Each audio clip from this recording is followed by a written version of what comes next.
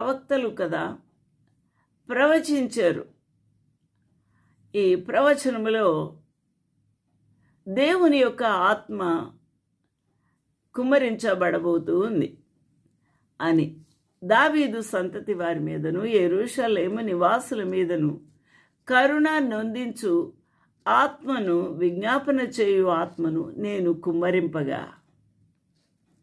ఎవరు కుమ్మరించబోతూ ఉన్నాడు? మన ప్రభువు. నేను కుమ్మరింపగా వారు తాము పొడిచిన వాని మీద దృష్టి ఉంచి. వారు తాము పొడిచిన వారు ఎవరండి పొడిచి ఉన్నారు? యేసుక్రీస్తు ప్రభువును సిలువ వేసినప్పుడు ఆ యొక్క రాణువు వారు సైనికులు పొడిచారు.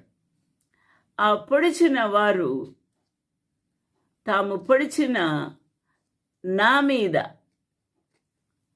దృష్టి ఉంచి ఒకడు తన ఏకకుమారుని విషయమై దుఃఖించున్నట్లు, అనగా దేవుని యొక్క ఆత్మ వారి మీదకి కుమ్మరించబడినప్పుడు వారి మనోనేత్రములు తెరవబడిన తర్వాత వారు ఆ ప్రభువుని దృష్టి ఉంచి చూస్తారు. తాము పొడిచిన నా మీద, అనగా యేసు క్రీస్తు ప్రభువు మీద దృష్టి ఉంచుతారు. ఒకడు తన ఏక కుమారుని విషయమై దుఃఖించినట్లు దుఃఖించి తన జ్యేష్ఠపుత్రుని విషయమై ఒకడు ప్రలాపించినట్లు అతని విషయమై దుఃఖించుచు ప్రలాపిస్తారు అని.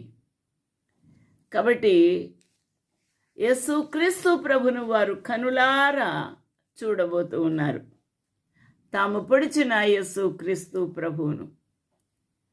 అందువలన జ్యేష్ఠ కుమారుడు పోతే తల్లిదండ్రులు ఎలా ఏడుస్తారో, అలాగే ఒకడే ఒక కుమారుడు చనిపోతే ఎంత దుఃఖిస్తారో ఆ విధంగా వారు దుఃఖించి ప్రలాపిస్తారు అని వ్రాయబడిన ప్రవచనము ఆ దినమున నెరవేరనుంది.